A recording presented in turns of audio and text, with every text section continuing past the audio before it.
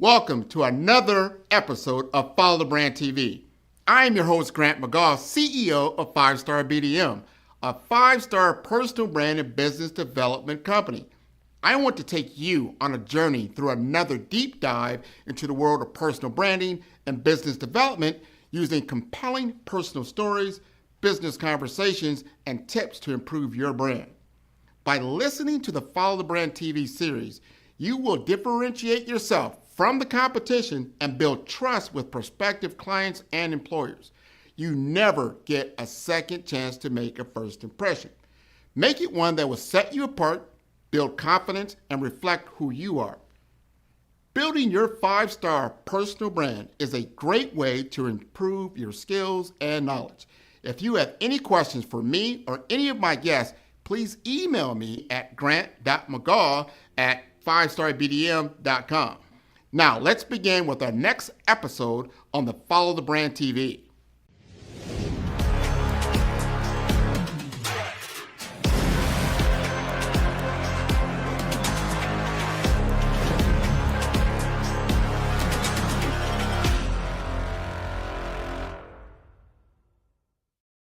Five-Star BDM, Brand Development Masters, is a professional consulting and advisory group keenly focused on business development services for the small to mid-sized business and entrepreneurs. Although every business is unique, they often share business development challenges that can be addressed through smart branding. Services include process improvement and operations, digital strategy and transformation, business intelligence, digital marketing, and personal branding. Our business and personal branding company has helped a number of professionals and organizations to optimize and grow. This results in more business, more opportunities, better reach, positive outcomes. Visit www.5starbdm.com today to learn more.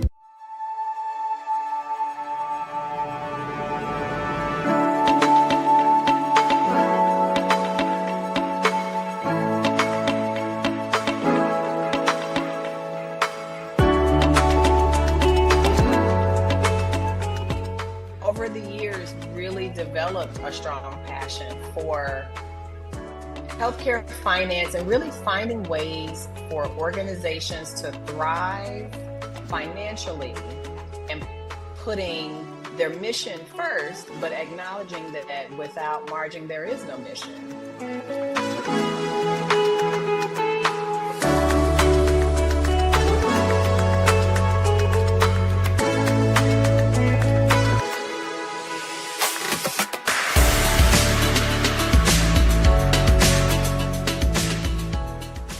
The value I gain from the multidiscipline professionals that are going to be included, the value that I gain from the cohort I'd be a part of, and all the learning, the diversity of thought that's going to be at the table, and the opportunity to stretch yourself in the pursuit of better knowledge that's going to propel your career.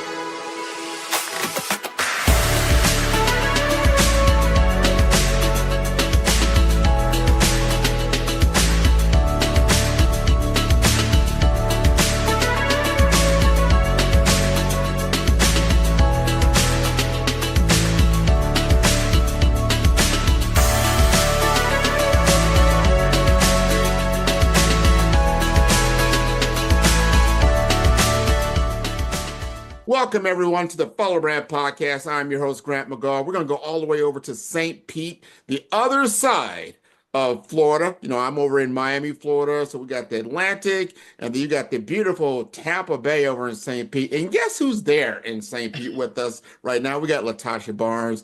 We just talked about this. I had met her about 5 years ago during an NAHSE, or we used to call it NASI, right, at the time, when I was on my whirlwind tour trying to make this a statewide chapter. And Orlando Health had so many leaders in healthcare. And one of those leaders was LaTasha Barnes. And she just really, man, we connected right away. I always liked talking to her. She was on one of my earliest shows. I mean, the first year I was doing podcasting, she was on because, hey, we need to do something around financial empowerment and understanding what that's all about. And she agreed to be on my show. Here we are 3 years later, and we're going to be joined with a lead with impact vision to victory workshop in Miami, January 25th, 26th. It's going to be wonderful. And she's going to impart her wisdom, her experience, her knowledge to all the different participants. So we want to talk about just a little bit about that and really show people what they're going to gain. So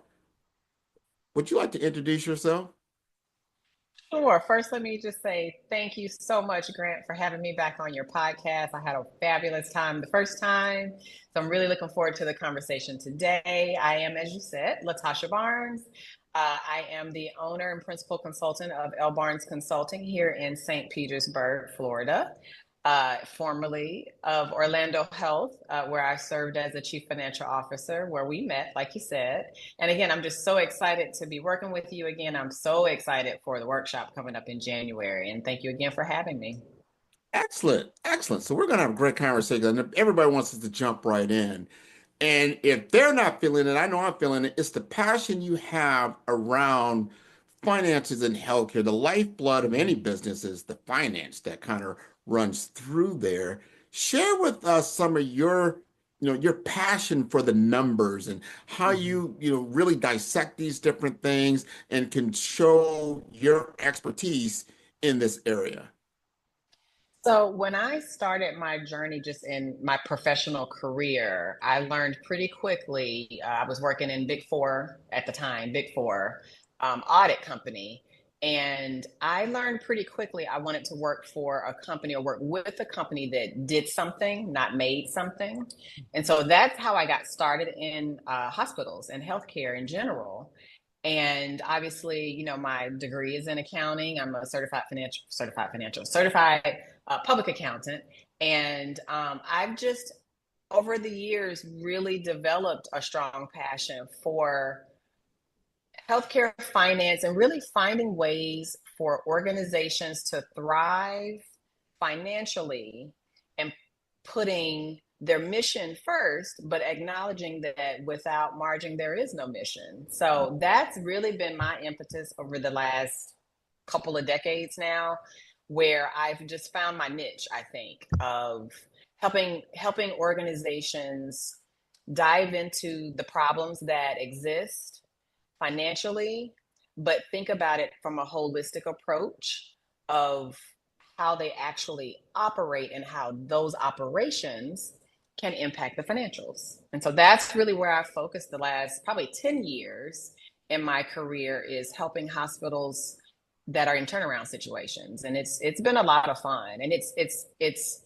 energizing for me. It's not the normal typical debits and credits. It's really, I like finding a problem. I loved audit, so I love solving a problem for a company.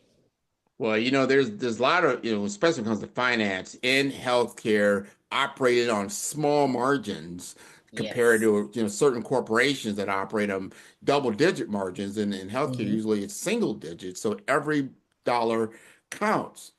Now, what our Absolutely. workshops is around is helping our cohort of executives, healthcare executives, to get to that next level. And I have Hmm. found in my research and a lot of different discussions that the finance and financial acumen is often missing. They just don't get, either it's from exposure, they just haven't had the experience with how the financial lens when they're doing things in operations, operational Hmm. efficiency, or the other departments that make up a lot of these things.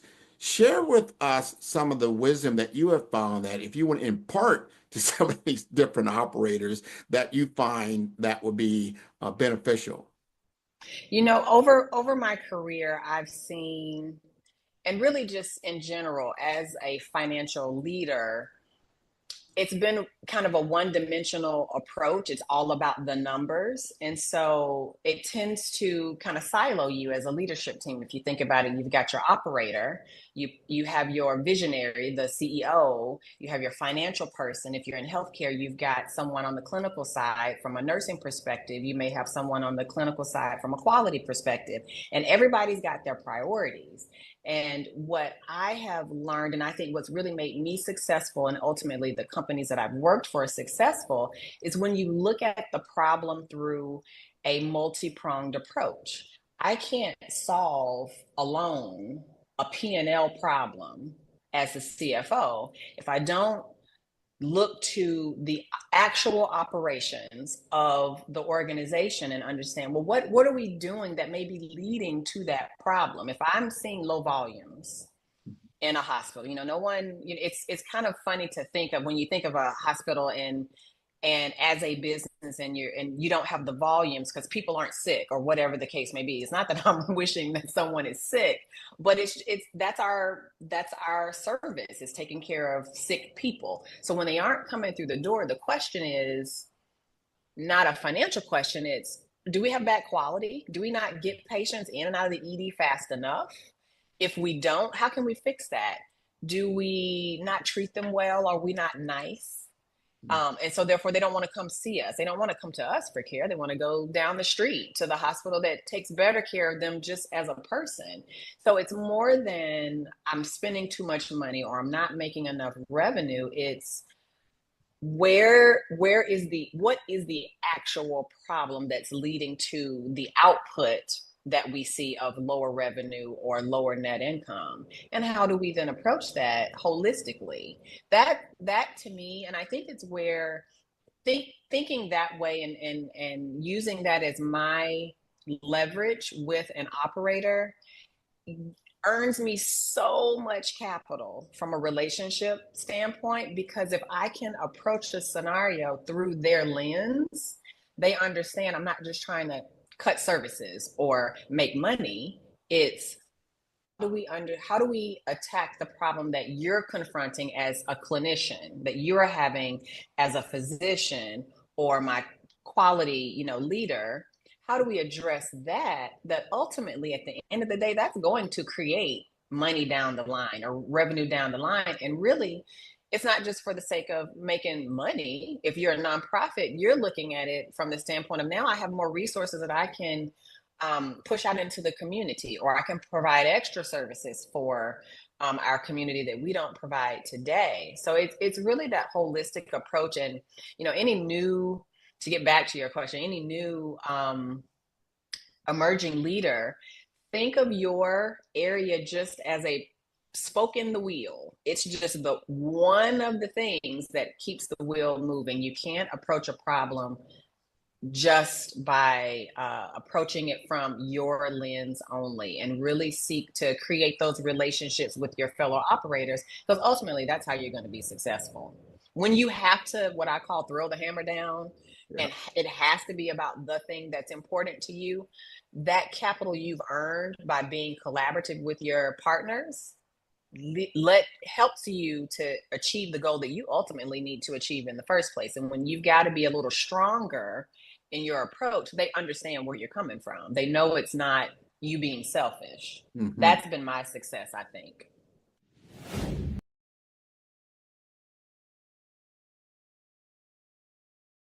Are you feeling stuck? Yearning for growth but unsure how to take the next step? You're not alone. 63% of professionals feel unprepared for executive roles. The skills you need aren't out of reach. They're within your grasp. Imagine transforming from being overwhelmed at your desk to confidently presenting to a captivated audience. Leadership isn't just about titles. It's about taking control, bridging gaps, and narrating your own story. Andrea Clark emphasizes this at the workshop. Grant McGaw adds, "Your brand is your legacy." This is your chance to shape it, refine it, and own it. LaTasha Barnes shares, "Mastering financial acumen isn't just a skill, it's the language of leadership, and I'll show you how to speak it fluently." Engage in real-world boardroom simulations, financial strategy sessions, and interactive team challenges. Step into a world of immersive learning. Engage with industry leaders and gain hands-on experience through high-level boardroom simulations. Refine your executive presence in settings designed to elevate your confidence and your career. Enjoy an exclusive wine tasting and food pairing event, all while collaborating with fellow attendees.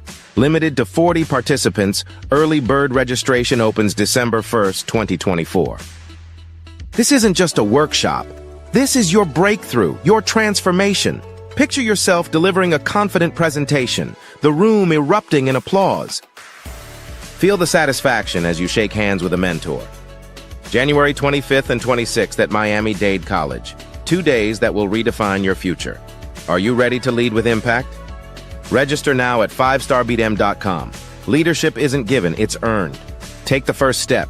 Lead with impact.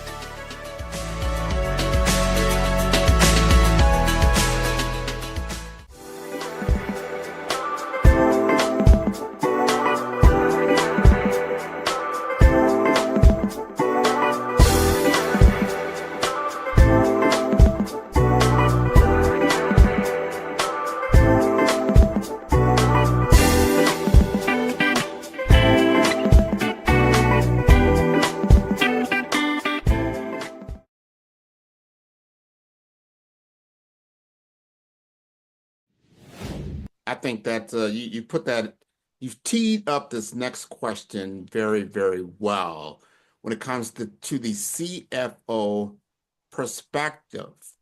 And I've heard from a lot of, and this is all research that I've done over the last 3 years and talking to a lot of healthcare executives, that they want the exposure. They want to understand the conversation in the C-suite. And it always comes back to you have to understand the language of business.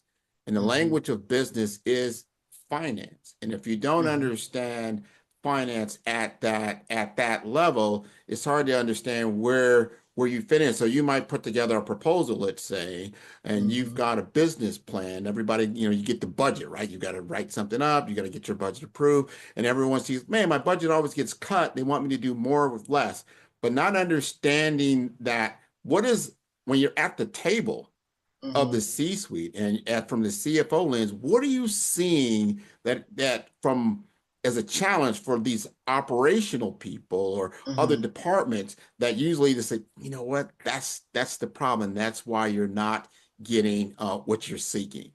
Yeah, I actually just had this come up with a client I'm working with now of where it's about tying what the operator is doing to the finances, helping them understand how their actions impact a financial result.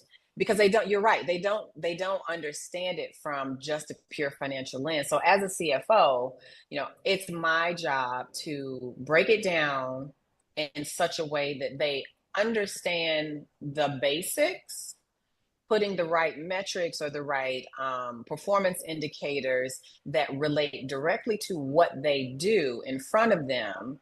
And that helps them, that gets the wheels turning, I think. If I'm working with a leader in an imaging space and their business is images for patients, right? So diagnostics, what have you.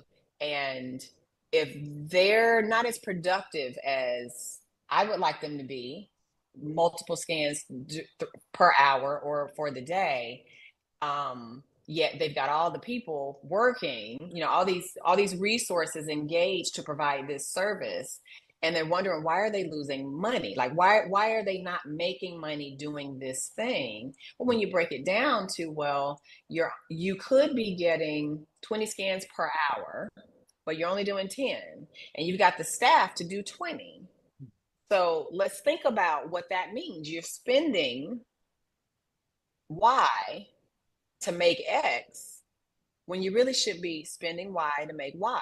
And it's just kind of breaking it down to as bare bones as you possibly can, but really putting it in the financial terms that they understand. Are we talking about turnaround time? Yeah. What does turnaround time mean to you?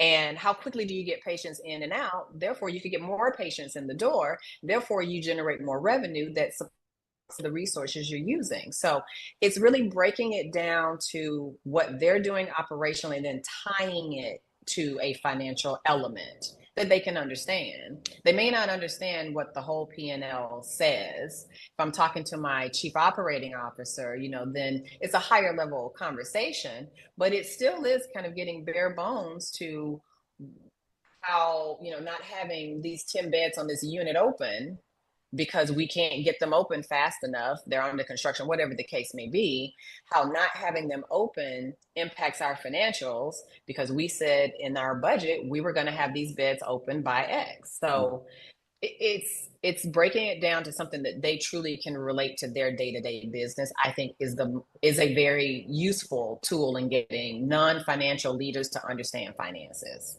Let's unpack that a little bit, because I know that is a sticking point for a lot of people. They might have went to business school, they might have MBAs, they might have went through that course, but then as they got into industry, they're doing what they do, whether it's in imaging, it's radiology, it's the whole operational aspects, it's the marketing aspects, but you're doing the work, not understanding, or maybe just not, you might have a cursory understanding of the financial conversation that takes place. But being able to communicate, that's what I find is the communication. Yeah. How do you speak, finance to the business, to the ultimately to the C-suite that you're working with, and having that conversation. Now, what advice would you give to, let's just say, someone who's a director, or maybe they're a newly promoted VP, to up their game when it comes to financial acumen at the level of a board that they need to hear from them? I have over the years worked, especially with our leaders who are getting their advanced degrees. Part of their education is some type of financial project. And they always come to me and they want to sit down with me and help them understand finances. And what I learned through that is not dumbing it down. And that's probably such a terrible phrase, but not dumbing it down is also necessary so that they do learn the financial acumen. And so I would suggest truly sitting down with your senior leader, whoever that your senior financial leader is, and having them literally walk you through a financial statement, walk you through the key performance indicators that you as an executive leader use, and teach you what they mean. Now, you won't learn it all in one fell swoop, but it could be an exercise of maybe as the leader, you receive the information and you, as an exercise, try to take those concepts and the learnings that you gained from that session with your finance leader and try to do it yourself, basically, like practice, basically. Maybe have them present. Like I love having leaders, you present to me your financial information. Let me help critique that. Let me help you enhance that knowledge a little more. And as they continue to practice, as they continue to dive into that information on a day-to-day or month-to-month basis, that acumen will grow. Like, you're not going to learn it in one go. And then as the leader, obviously,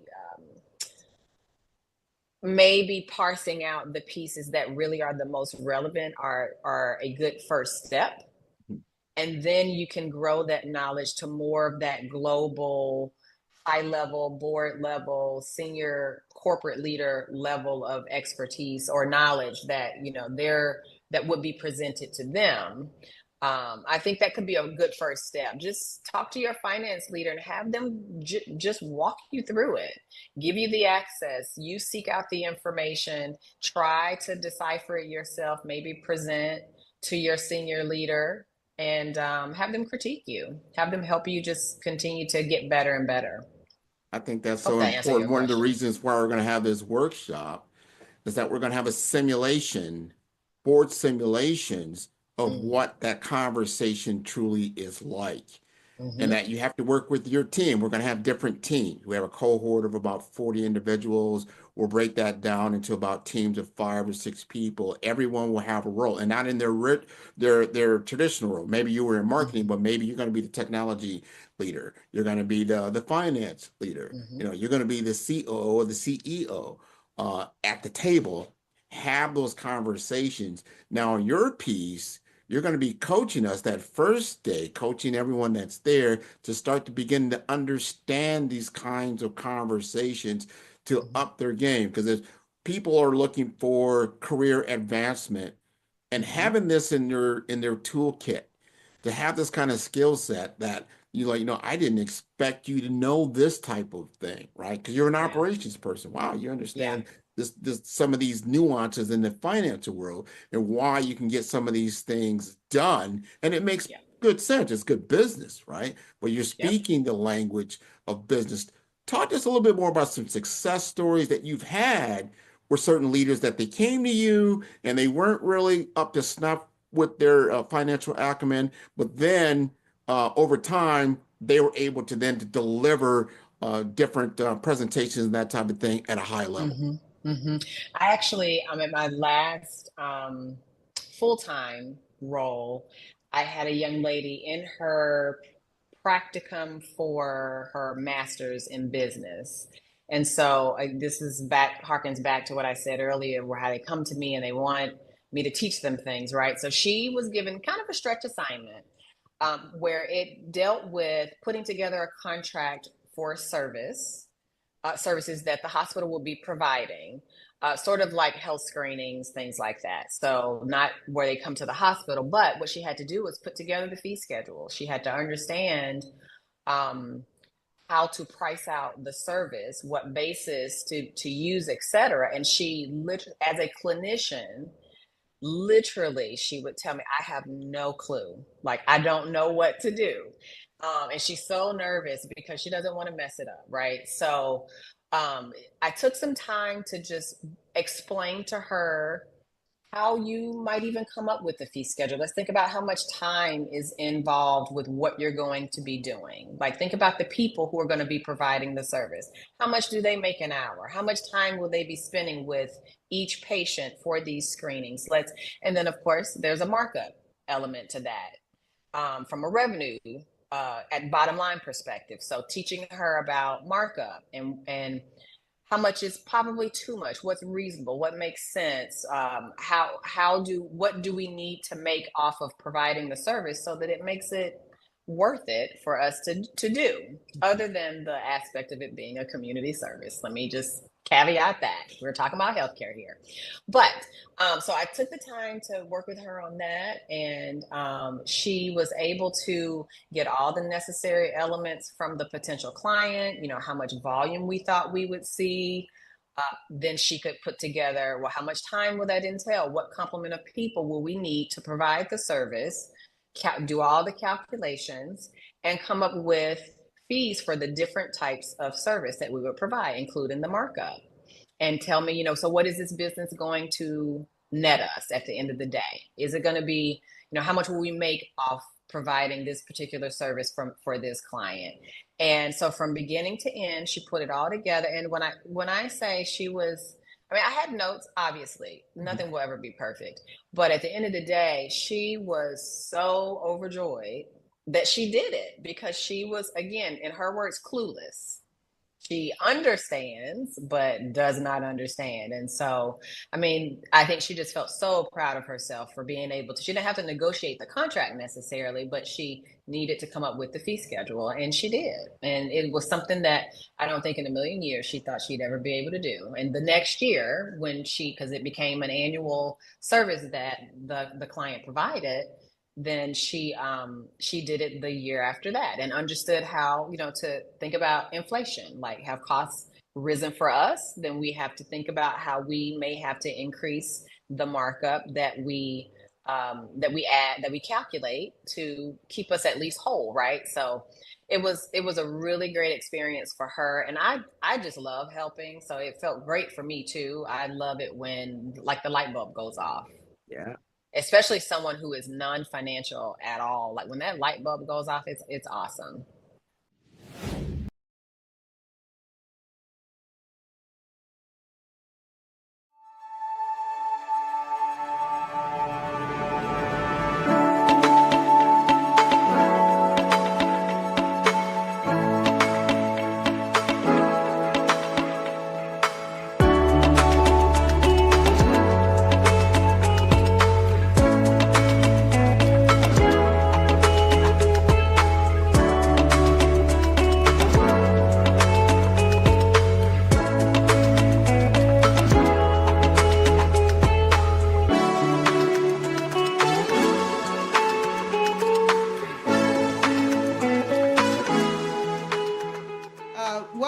decades now. I've been in multiple spaces. I've had the luxury and privilege to pivot in multiple spaces in my life. As a professional, I started off in a very much entry-level role, working as a hospital transporter.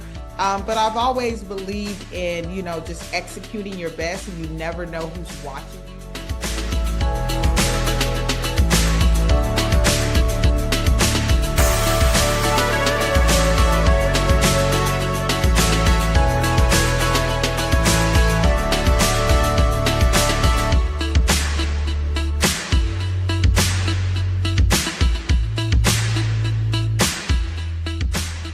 You know what? How many other professionals are, stellar in their roles, but they are looking for other opportunities. But they're just, the gap is the skill, maybe the jargon, or not only the skills, but how to apply it, And I know that was a gap for me. You can be in really large institutions, but you can still feel unfulfilled in a lot of ways.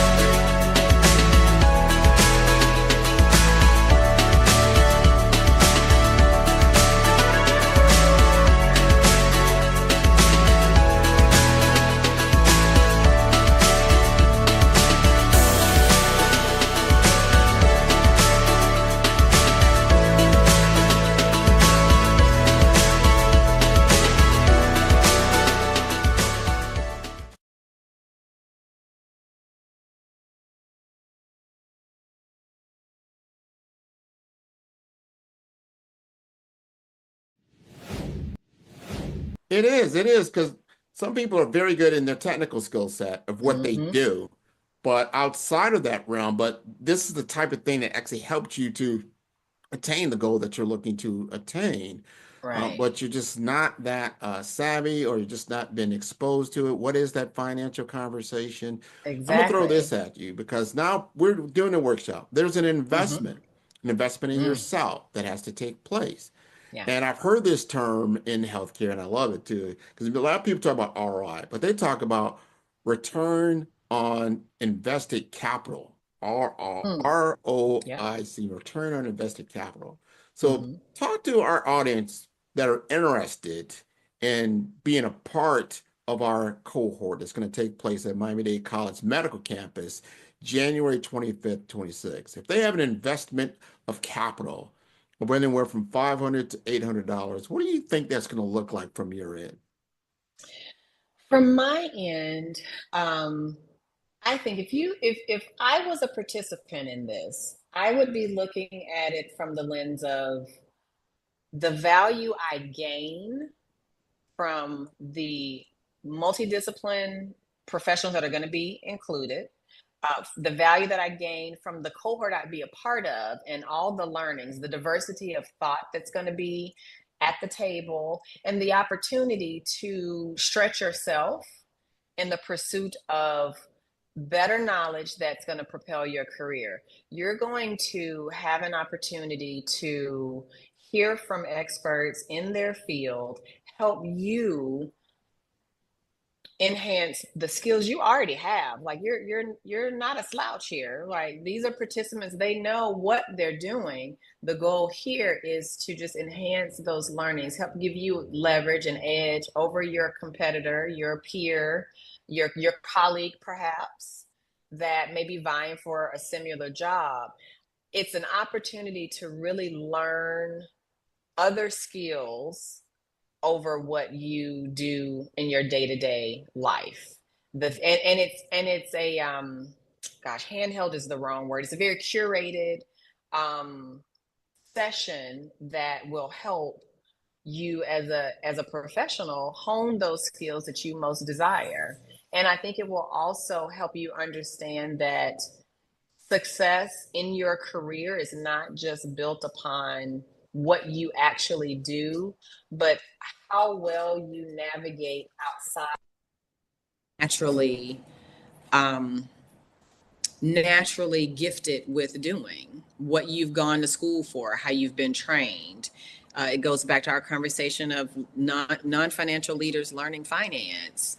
it helps you round out as an executive when you can understand other facets of your business outside of what you do as a professional. So to me, it's it's not an insignificant amount of money, but the value that's going to be gained is going to be far, far better, far more than the investment that you've made as an individual. And if you had to stick a percentage to it, I'm telling you, it's going to be triple digits. That's what I want to hear from a Yeah. CFO around this. And I want our leaders that actually run systems and then start to look down at their bench and their pipeline of leadership, like, hey, we need to sponsor people to go to this because we're going to be stronger for doing it all the way around, because it's getting harder and harder to hit the marks that we have. And if we have more Yeah. and more people that are financially savvy and that they're savvy from a leadership perspective and they understand how to get things done, they're going to be more efficient. Yeah. And I think that's what we're ultimately trying to get to Yeah. along the way. Now, let's talk about this. And I want, because our leaders really need to understand this, and I know you understand this. What are the pressing problems in healthcare? Because you're at these tables, and they're just, look, I have X, that's all I've got, and I got to do Y. And usually Yeah. Y is bigger than X Yeah. at some of these tables. What are the major challenges that, if you knew these challenges, it's going to help you in your ascension in your career in healthcare? In healthcare, I'll say healthcare's been plagued by at least two challenges forever, it seems.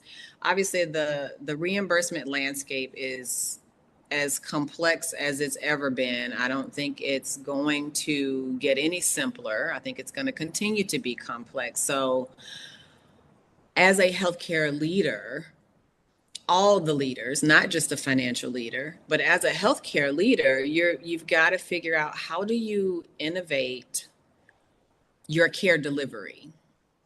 It may cost more initially to invest, speaking of ROIC, initially to invest in those innovations, especially from a technology standpoint.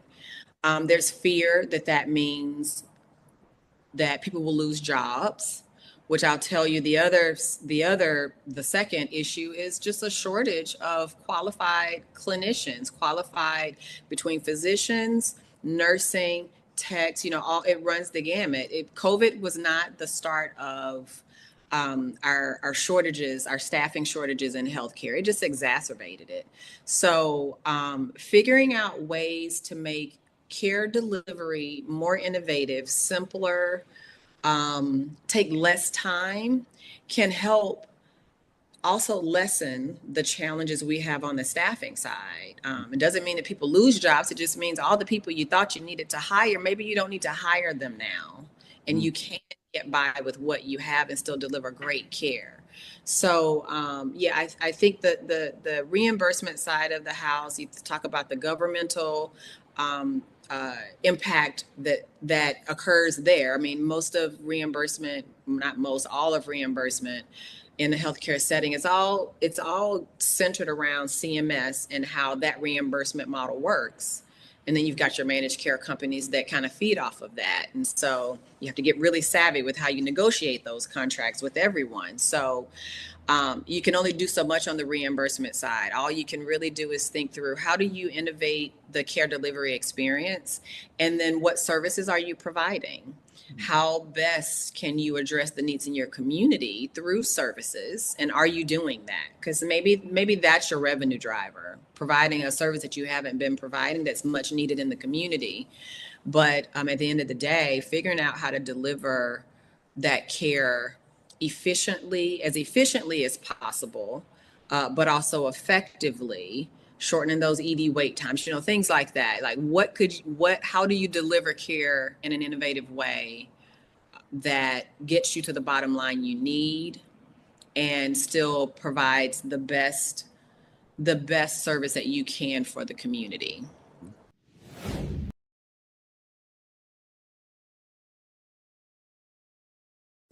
Follow the Brand TV broadcast host, Grant McGaw, as he visits with top executives and entrepreneurs to find out their secrets of success with their personal brand. Follow the Brand TV broadcast host as he focuses on brand development to build better relationships, bring value to your business, relationships, and career. You will enjoy listening to each episode that is tailored to speak to you directly. If you're looking for this type of clarity in terms of building your brand, you have tuned into the right station. Each episode will help you to shape a conversation in the 5-star BDM network of 20,000 professionals and become a springboard for your corporate engagement and business opportunities. Each guest will frame their story in the areas of personal branding, business development, career development, financial empowerment, and technology innovation. Grant McGaugh explains why he is the CEO and owner of his own professional career. Grant is an accomplished business leader and entrepreneur who wants to give back to individuals to grow their personal brand strategy. Tune in as he weaves his story about new possibilities, while to you exceed expectations. If you love storytelling, this show will make for fun.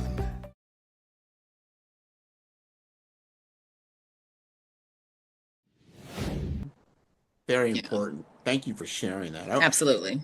Now, talk to me as if I'm a director in a hospital system, Okay. from a certain department, and now I have been promoted to a vice president level. And for the first time, I'm looking at, normally, you get a promotion, you get a bump in salary, and there you go. At certain levels, you start to look at actual contracts with bonus plans and compensation language that to hit certain metrics that you get certain amounts of money, many different things. And then, like, let's just say you don't hit those metrics, or you leave the company and there's other clauses in there, whether you gain or lose. They've never been exposed to this kind of employment contract.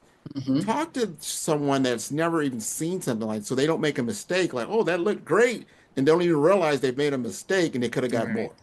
Right. I've been there, done that. I would suggest first and foremost for anyone that is seeking growth in their career, whether it's to be a leader of a department or a vice president or a chief financial officer, seek out a mentor. Find someone that, and they don't necessarily have to be in your actual profession. You just want someone that's been there, that's experienced what you either are experiencing or are striving to experience, quite honestly. So you want to move in that space. Find a mentor that can just help guide you, someone that you can bounce those questions off before you have to actually deal with it. And any good mentor is going to be proactive enough to understand, depending upon where you are in your career and what your aspirations are, what questions to even ask of you to help you start to think about those specific scenarios or situations you could find yourself in. And that's how the conversation can be started. That's how you're not blindsided, and you can hopefully avoid some of those pitfalls that many of us have made along the way. It's not foolproof, because we're people and we're going to decide to do what we want to do when we want to do it. And we'll, as my aunt says, take what you want from a person and leave what you don't when they're giving you advice. But I think that can be a very strong and powerful tool in your tool belt as a new or aspiring leader, is to have a mentor, have someone that can help guide you. That's honestly how I have been successful in my career. I have always found or had people take an interest. So be on the lookout for people who are showing an interest in you. Don't be shy, and cultivate that relationship with the person. They may not have approached you about being their mentee, you being their mentee, but if you are interested in this individual and you can tell they're taking an interest in your career, that's the person to hit your wagon to. If you think they're a good person and can help you and you can learn something from them, hit your wagon to someone that's willing to help take you along the way. But if you are already in the scenario, you don't have a mentor, all is not lost. But seek, again, this is still your opportunity to pause, because if you've been presented an offer or you find yourself in a situation where it's possible you're going to get this big promotion and you don't quite know what to ask for or what not to say, receive the information and just take a pause, because if it's yours, it's yours. There's nothing you can, no time, relatively speaking, that you could take to think about something that would change the situation. Just take a beat and then find someone that can maybe help you weed through, the information. And it doesn't hurt to ask for what you want, because they can only say no. And if you didn't have it to begin with, so then you haven't lost anything if they do say no. So why not ask? That's been, a learning for me in my career, probably over the last 10 years, is just, especially as a female leaders, especially, we tend to not negotiate. And so I've finally found that voice probably about 10 years ago when I had my first executive finance position or offer. And I figured it wouldn't hurt me to ask for something else. They can only say no. The offer was fine, but why not ask? Maybe they'll say yes, right? So it never hurts. But find that person to help you navigate the process, and find them early so that when you're faced with the situation, already know you've got somebody you can go to. That's great advice. And I know you have your business now. You're doing some consulting. Yes. I want you, this is the last question I'm going to ask you, but the audience needs to know, because now, you're not just behold, to one organization. You can help a lot of different people with all your different wisdom and experience and expertise. Talk to us a little bit more about your business. Sure. Thank you. I started my company, L. Barnes Consulting, back in 2017. And I left a large healthcare corporation at that point and thought, I can impart this wisdom, this information. I can help. The goal was to help small businesses navigate the complexities of finances, because as you can imagine, as many of your viewers or listeners know, lots of companies, they try to do it all. Small businesses try to do it all, and they don't really navigate the pitfalls that can happen from a financial perspective. And so that was my goal initially. And so this second iteration, I'll call it, my focus has really been more of using the expertise I've gained over the last about 10 years now to help those companies that are in a turnaround situation, small, medium, large. Provide interim chief financial officer leadership. I've actually got a client right now, a large client I'm working with right now, that are in between CFOs, and I'm just helping to keep the wheels moving. But in true LaTasha fashion, I've got to find a problem to fix, and I found several. So that's really what L. Barnes Consulting is focused on, is helping those companies that are either in a turnaround situation, have a problem to fix, and helping navigate the complexities that can often bring. So whether it's implementing processes, policies, it's really, diving deep into whatever the problem may be, and coming up with some viable solutions and helping them to make some strong financial decisions. But I also work with nonprofits still. I've got a couple now in two varying industries, one a museum, one a organization that's like a shared services organization, where I'm their fractional chief financial officer as well. Yeah, so This it's is been so a lot of fun. important. So I see the CFO, the interim CFO that you're Mhm. doing. And I'm curious because now will you do one-on-one coaching with someone is like, you know what, I want to move into potentially either a CFO role or assistant role or whatever it Mhm. may be along that track. Will you do that kind of coaching as well? I will actually. Funny enough, I've been thinking about getting my certification as a coach.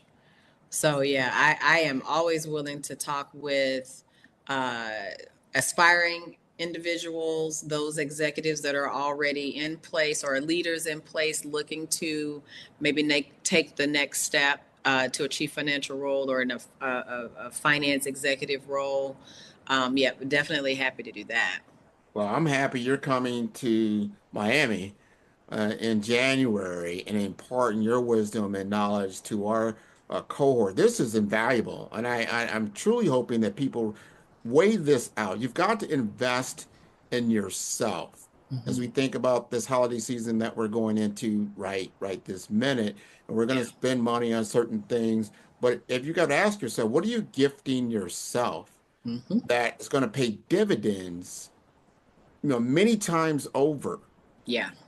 In many different ways, and you just talked to that. So thank you for being first on the Follow Brand Show, and second to be with us on the Lead with Impact with Dr. Andrea Clark. This is going to be wonderful, wonderful, wonderful. Do you have any last parting words before we conclude? I just want to thank you again for having me on, and you are spot on. The Lead with Impact workshop is going to be fabulous, and it is absolutely an investment in yourself. There is no better way to grow your career than investing in yourself. We can't wait for others to do it.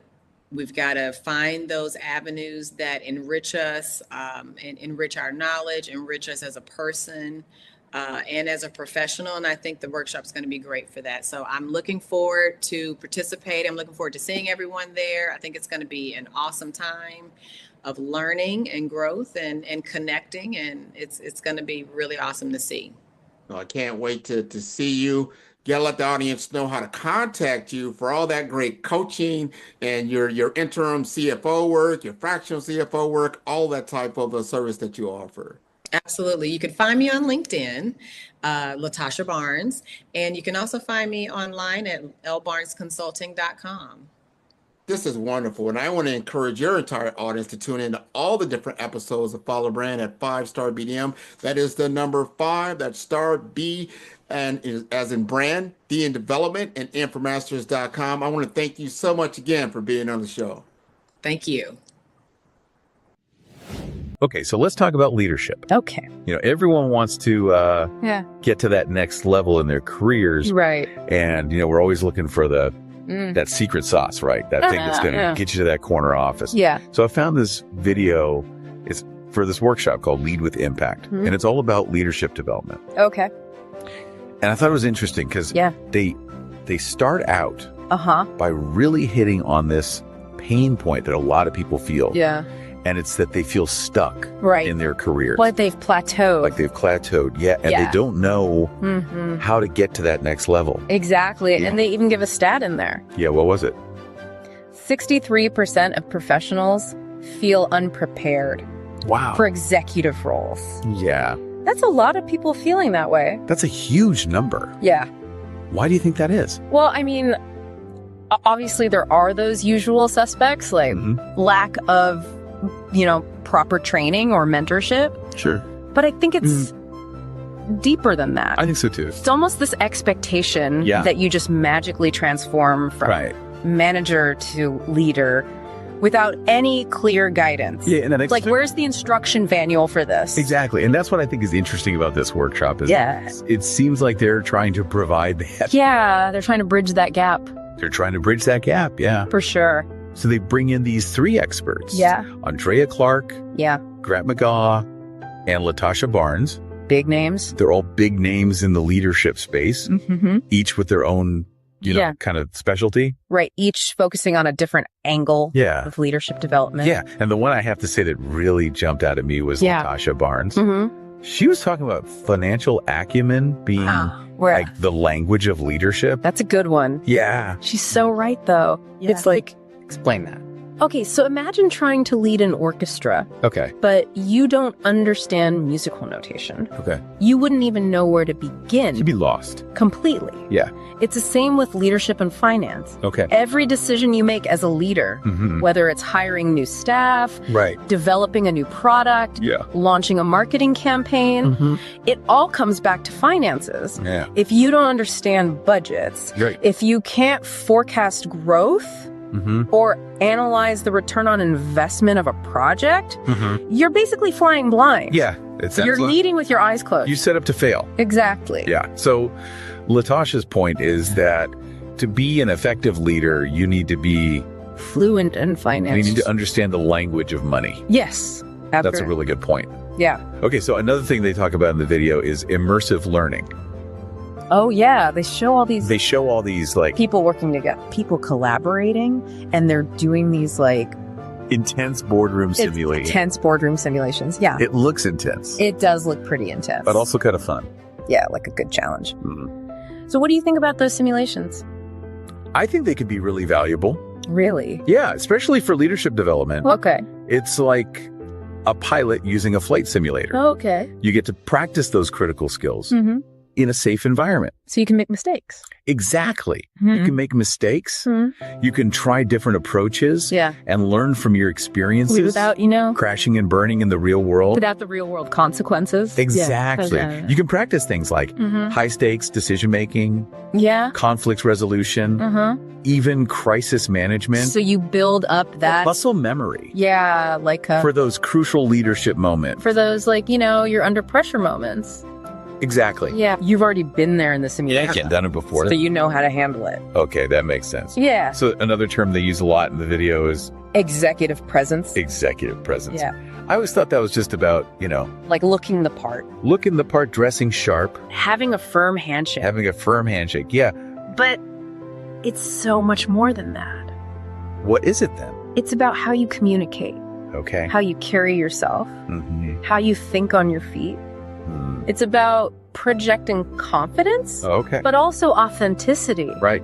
Think about leaders you admire. Okay. They command attention, Yeah. not just because of their title, but because of their presence. Yeah. It's a combination of things. Like what?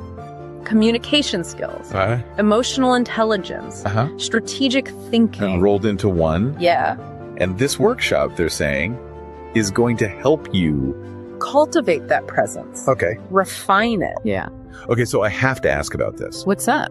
The video shows this really fancy wine tasting Yeah. and food pairing event. Looks delicious. It does look delicious.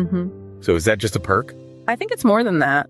What do you mean? Remember what we were saying about financial acumen not being the only thing you need for leadership? Yeah. Well, this is where networking comes in. Okay. Building relationships Right. is crucial for any leader. And this event seems like a perfect opportunity to do that Yeah. in a more relaxed setting. You're not in the boardroom. Exactly. So you can, Let your guard down a little. yeah, and just Connect with people on a more personal level. so you're building your network. You're learning from your peers Yeah. and you're creating a sense of community. Exactly. It's all part of the leadership journey. Okay, so they really emphasize in the video Yeah. that there are only a limited number of spots, right? They make a big deal about it. For this workshop. So do you think that's just a marketing tactic?